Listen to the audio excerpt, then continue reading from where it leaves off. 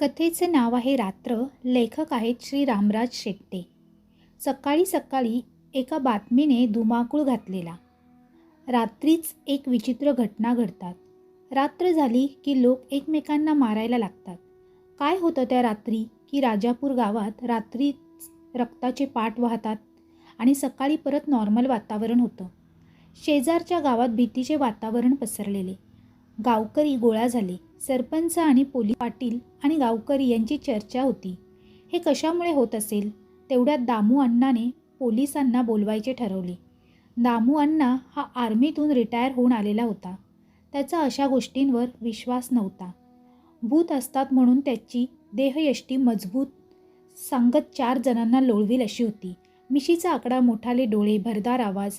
आर्मीतून major या पदावरून retire झालेले. वय 50च्या घरात. गावात पोलीस आले. त्यांच्या शेजारच्या गावात घडलेला प्रकार सांगितला. त्यात एका म्हाताऱ्या माणसाने सांगितले की त्या गावात भुताटकी आहे साहेब. पण पोलिसांनी त्या गोष्टींवर विश्वास ठेवला नाही. पोलिसांना गावात जायचं ठरवलं. रात्र होत होती. राजापूर गाव हे एका डोंगराच्या कुशीत होतं. त्या गावाकडे जाण्यासाठी एक रस्ता होता. तो खडबडीत होता. त्या गावात जायला फक्त एकच रस्ता होता. बस. बाकी डोंगर आणि जंगलाशिवाय इकडे काही दिसत नव्हते.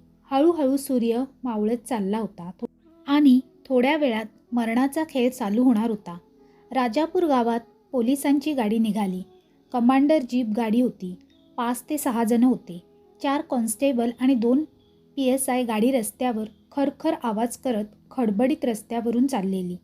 संध्याकाळ झालेली. इन्स्पेक्टर प्रकाश आणि रमेश दोघेही उत्सुक होते की काय घडतंय नक्की.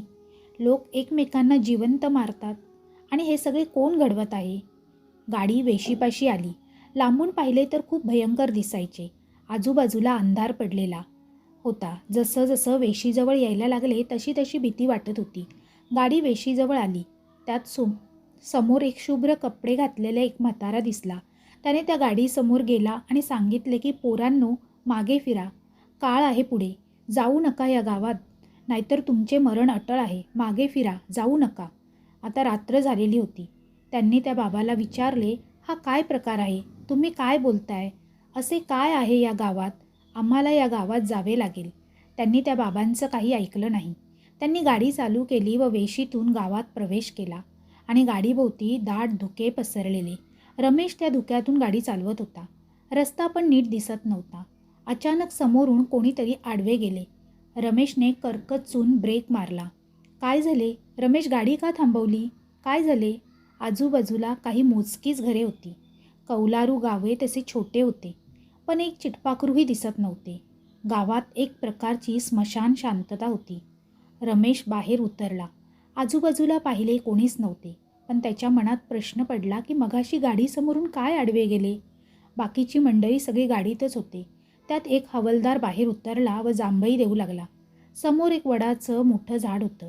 काही झुडपे, रस्ता. खडबडीत रस्त्याच्या दुतर्फा झाडं होती. रात्र अंधारलेली. किंचितही प्रकाश नव्हता. बहुतेक ती रात्र अमावस्येची होती. रमेशने गाडीकडे वळला व गाडी स्टार्ट केली. हवालदारही बसला. गाडी हळूहळू गावात शिरू लागली.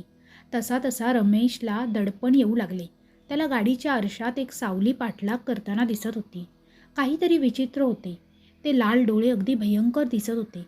गावात काही लोकांचा आरडाओरडा ऐकू येऊ लागला. किंचाळण्याचे आवाज. बाया किंकाळ्या फोडत होत्या तर काही मोठ्याने हसत होते. भयंकर आवाज येत होते. कोल्ह्याचे कुई कुई कुई असे आवाज येत होते. कुत्री विवळत होती. जसं काय त्यांना अमानवी शक्तीचा अस्तित्व जाणवत होतं. काही तर भुंकून परत मागे पळून जात. आकाशात तर काहीच दिसत नव्हते. काळं कुट्ट अंधार पडलेला होता. गाडी गावावर आली आणि त्यांना एक समोर दृश्य दिसले. ते इतके भयानक होते. चावडीत एक पिंपळाचे झाड होते. त्या झाडाला एका तरुणाला बांधले होते आणि तो मोठ्याने किंचाळत होता, मला वाचवा, मला वाचवा, नका मारू मला. मरायचं नाही मला, मोठ्याने आक्रोश करत होता. आजूबाजूला रमेशने गाडी थांबवली व रमेश गाडीतून उतरून त्या लोकांकडे धावत गेला. तिथे गेल्यावर ती लोक गायब झाली. फक्त तिथे पिंपळाचे झाड सोडले तर काहीच नव्हते. तेवढ्यात काहीतरी वेगाने पाठीमागून येत आहे असे त्याला जाणवले. त्याने डोळे गच्च मिटले आणि पाठीवर कोणीतरी हात ठेवला आणि रमेश दचकला. काय झालं साहेब, तुम्ही का इकडे पळत आलात, काय झालं? सर्व पोलीस तिथे आले आणि त्यांनी विचारलं काय झालं. त्याने घडलेली घटना सांगितली, पण हे फक्त रमेशलाच दिसलं, बाकी कोणालाच जाणवले नाही. काय नाही रे, भास झाला असेल तुला, भूत वगैरे काही नसतं, प्रकाश म्हणाला.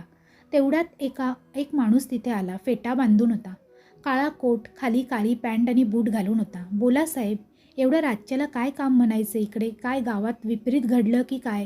सगळा फौजफाटा आलाय पार. हो, आम्हाला थोडी माहिती हवी होती, इथे म्हणे काही घटना घडतात. तो माणूस घाबरला व पोलिसांना गप्प बसण्यास तोंडाने इशारा केला. थांबा साहेब, इथे काही बोलू नका, आपण आपल्या वाड्यावर जाऊ, इकडे जवळच राहतो आम्ही. तो पोलीस बरोबर आला आणि गाडीत बसला आणि बाकीचे पोलीस त्यांच्याकडे पाहत राहिले. गाडी चावडीत आली. समोर 5 ते 6 जणांचा घोळका येऊ लागला. हातात कुऱ्हाडी व कोयते होते आणि ओरडत पळत गाडीकडे येऊ लागले. कोणाला काहीच कळेना काय करावे ते. तो माणूस रमेश शेजारी होता, तो गायब झाला. सगळे अवाक झाले, तो कुठे गेला? समोरून तर घोळका येत होता. काही हवालदार तर घाबरले, तोंडावर घाम फुटला. तेवढ्यात प्रकाशने आपल्या रिव्हॉल्व्हरमधून त्या दिशेने फायर केले. काही लोक खाली पडली. असे फायर करत असताना दुसरीकडे रमेश प्रकाशला ओरडला, अरे काय केलंस हे? पण तीच लोकं परत उठली व त्यांच्याकडे येऊ लागली. तोंड रक्ताळलेलं, लाळा गळत होत्या त्यांच्या तोंडातून, डोळं बाहेर आले होते आणि डोक्याला जखमा होत्या. काही स्त्रिया व काही मुले, म्हातारे लोक होते, ते सरकत होती त्यांच्याकडे. इकडे एका मोठ्याने आरोळी ठोकली, पळा रे, आपलं काही खरं नाही. सगळे इकडे तिकडे पळू लागले. त्यात एक वयस्कर हवालदार होता, त्याला पळता येईना. त्या लोकांनी त्याला पकडायला लागले. तो पळायचा प्रयत्न करू लागला, पण पळता येईना. तो असाच मागे मागे सरकत होता. शेवटी एका म्हाताऱ्याने त्याचा पाय धरला. तसा त्या हवालदाराने मोठ्याने हंबरडा फोडला, तो शेवटचा, व त्याला त्या लोकांनी कुऱ्हाडीने 2 मधोमध तुकडे पाडले, छातीपासून ते पायापर्यंत. त्याचे हृदय व डोळे काढून त्याला पिंपळाच्या झाडाला टांगला व खालून पेटवून दिले. ते प्रेत सरसर पेटत होतं. इकडे काही पोलीस एक घरामागून हा प्रकार पाहत होते. आता सगळे घाबरले होते. प्रकाशला तर चक्कर यायला लागली होती. तेवढ्यात एका हवालदाराने त्यांना धरलं. काय करावे काहीच सुचेना.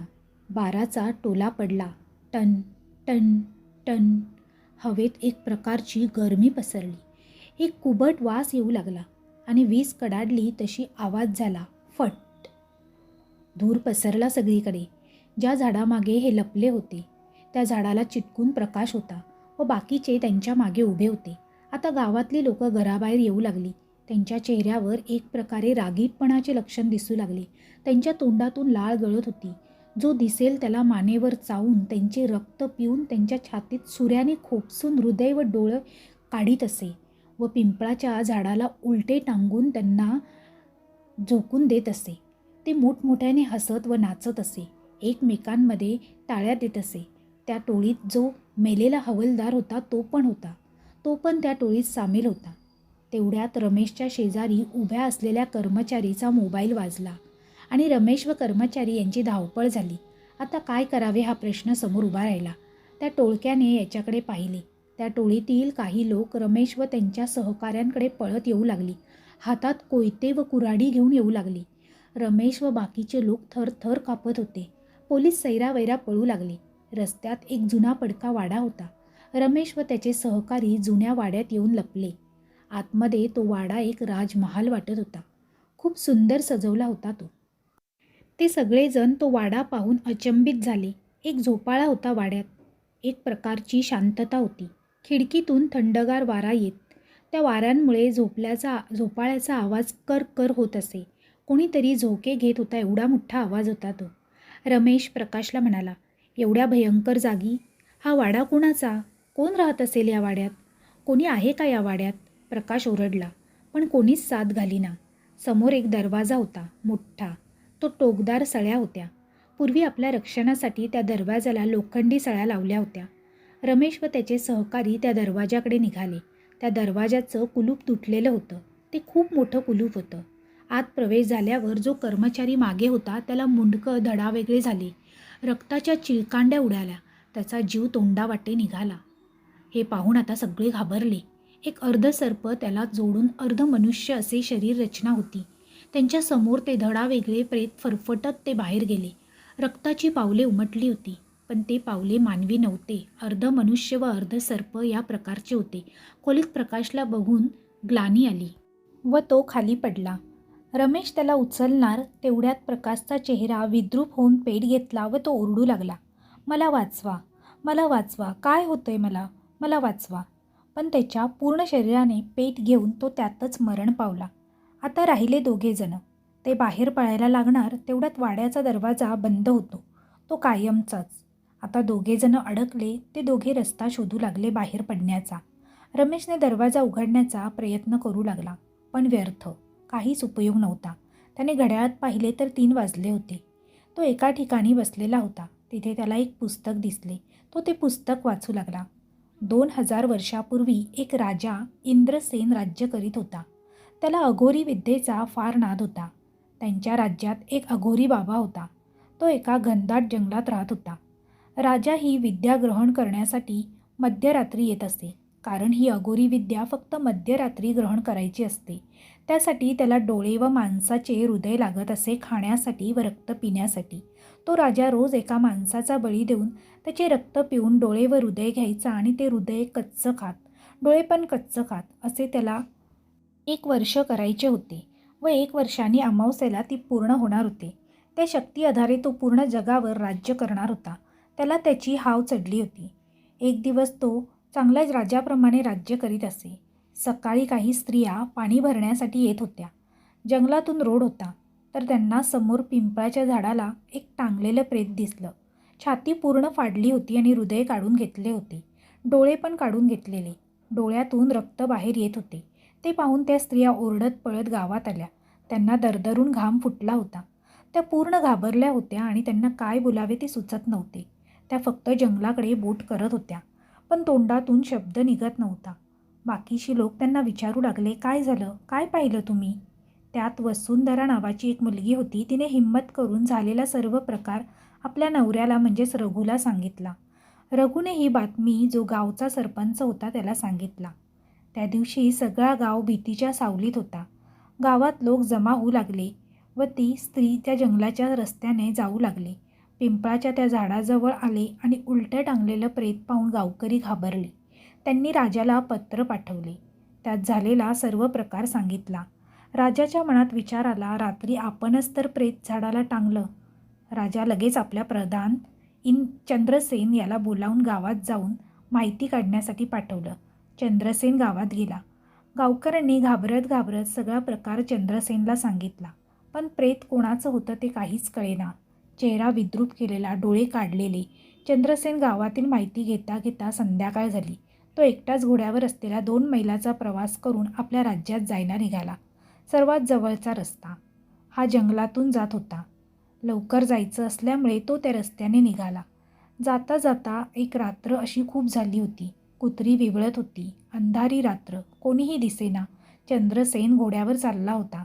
त्याला एका झाडाखाली दिवा पेटलेला दिसला आणि काही लोक दिसले. जंगल दाट होते. काजवे चमकत होते. त्याला वाटलं आजची रात्र इथेच काढू व सकाळी निघू, म्हणून तो त्या दिव्याच्या उजेडात जाऊ लागला. जसा जसा जवळ जाऊ लागला त्याला एका तरुणाचा किंचाळण्याचा आवाज येऊ लागला. भयंकर हंबरडा फोडला. चंद्रसेनने घोडा एका झाडाला बांधला.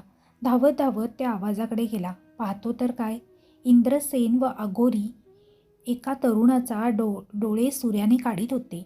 रक्ताळलेला चेहरा, डोळ्यांच्या खोबणीतून रक्तांच्या धारा वाहत होत्या. तो तरुण जोराने टाहो फोडीत होता. आता त्या अघोरीने त्याच्या छातीत सुराख उपसला आणि सरकन खाली उडला. रक्ताची धार वाहू लागली. त्या तरुणाने शेवटचा हंबरडा फोडला आणि तोंडावाटे प्राण सोडला. इंद्रसेन त्याचे हृदय बाहेर काढले आणि त्याला फक्त आता 2 माणसांचे हृदय लागत होते. ते भेटले तर त्याला अघोरी विद्या प्राप्त होणार होती. काळी शक्तीच्या जोरावर तो लोकांवर राज्य करणार होता. समोर युद्ध न करता अघोरी शक्तीने दुसऱ्या राज्यावर आपले वर्चस्व गाजवणार होता. अघोरी विद्येचा वापर करून इंद्रसेन पूर्ण जगावर वर्चस्व गाजवणार होता. चंद्रसेन ताडकन त्या झाडामागून परत लांब आला आणि विचार करू लागला, काय करावे? इंद्रसेनकडे गेलो तर आपल्याला मारावे. आपण त्यांच्याशी लढून निभाव लागणार नाही, कारण त्याच्या अघोरी विद्येचा वापर करून तो आपल्याला हानी पोहोचवेल. त्याने गावाकडे जाण्याचा निर्णय घेतला आणि तो तसाच गावाकडे घोड्यावर बसून निघाला. चंद्रसेन घोड्याचा वेग वाढवला. तो दुसऱ्या दिवशी रात्री पोहोचला, कारण तो रस्ता चुकला होता, भलतीकडेच गेला होता. त्या वेळात इंद्रसेनने एका तरुणाला पकडले व त्या रात्री त्याचा 100वा बळीसुद्धा पूर्ण होणार होता व जगावर तो राज्य करणार होता. चंद्रसेन गावात आला. जखमी होता. जंगलात त्याच्यावर अघोरी बाबाने वार केले होते. त्यांच्यापासून तो कसाबसा सुटला होता आणि गावातील लोकांना त्याने गोळा केले आणि सर्व घडलेली घटना सांगितली. लोक एकत्र झाली. स्त्रिया व माणसे जंगलाच्या दिशेने जाऊ लागली. हातात टेंभा घेऊन जात होती. मध्यरात्र होत आली. इकडे इंद्रसेनला त्याच्या अघोरी शक्तीने बातमी कळली होती. कोणीतरी येत आहे आपल्याकडे. त्याने गावाच्या वेशीवर एक मंतरलेली राखेची वेस आखली. त्यापुढे अजून एक वेस आखली. त्या वेशीत बाहेरच्या व्यक्तीने प्रवेश केला तर तो परत जिवंत बाहेर येणार नाही. ती वेश ओलांडल्यानंतर असं होणार, लोक मरून त्यांचे आत्मे गावातच कैद राहतील व मांसभक्षक होतील. इकडे इंद्रसेनने तरुणाला पकडलेले होते आणि त्याचा बळी देण्याची शेवटची वेळ आली होती. तर बरोबर चंद्र ढगाळ गेला आणि बळी द्यायचा. तो तरुण आरडाओरड करत होता. समोर त्याला मरण दिसत होते, इंद्रसेनच्या रूपात. त्याचा विचित्र हसणे कानाला कानठळ्या फोडीत होते. आता माझी इच्छा पूर्ण होणार. मी काळ्या शक्तीचा मालक होणार. हा हा हा. त्याने त्या तरुणाच्या जवळ जाऊन त्याच्या डोळ्यात पाहू लागला. तो तरुण इतका घाबरला होता की त्याला तो धक्का सहन झाला नाही आणि तो त्यातच मरण पावला. हे पाहून इंद्रसेन चिडला. त्याची 12 वर्षांची मेहनत वाया गेली. त्याची इच्छा अपूर्ण राहिली. तो खूप चिडला. तिथे अघोरी बाबा आला. त्याला काय करावे कळेना. त्याने इंद्रसेनला सावरले आणि अघोरी शक्ती व म्हणाला, इंद्रसेन, अजून वेळ गेली नाही. ती मिळवण्यासाठी त्याला स्वतःचा बळी द्यावा लागेल, तरच तू यशस्वी होऊ शकतो. परत मी तुला जिवंत करतो, असे त्याने सांगितले. चंद्र ढगाळ होता. अजून बाहेर आलेला नव्हता. इंद्रसेनने बाबा म्हणाल्याप्रमाणे स्वतःच्या बळीची तयारी केली. त्याने स्वतःच्या रक्ताचा अभिषेक त्या काळ्या दगडाला घातला, जे पिंपळाच्या झाडाखाली होत. जसं रक्त त्या दगडावर पडले तसे हवेत एक गरमी सुरू झाली आणि आगीचा पाऊस पडू लागला. झाडे भरभर जळून खाक झाली. गावात पण लोक घाबरली. जे घडायला नाही पाहिजे तेच घडले. आता उपयोग नव्हता. काळी शक्ती जिंकली होती.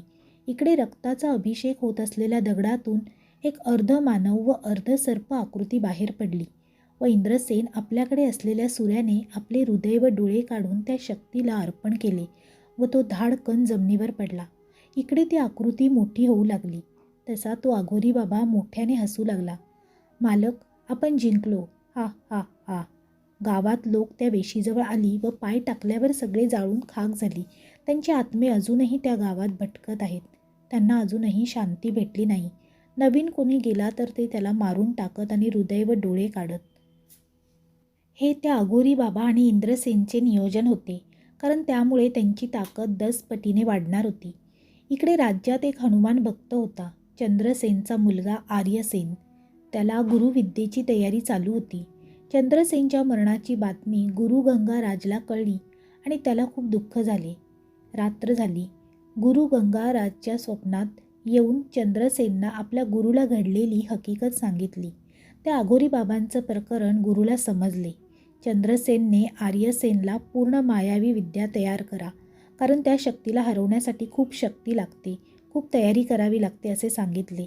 आर्यसेनला हिमालयात तपस्यासाठी ते घेऊन गेले व हनुमानाला प्रसन्न करून मायावी विद्या त्यांनी ग्रहण केली.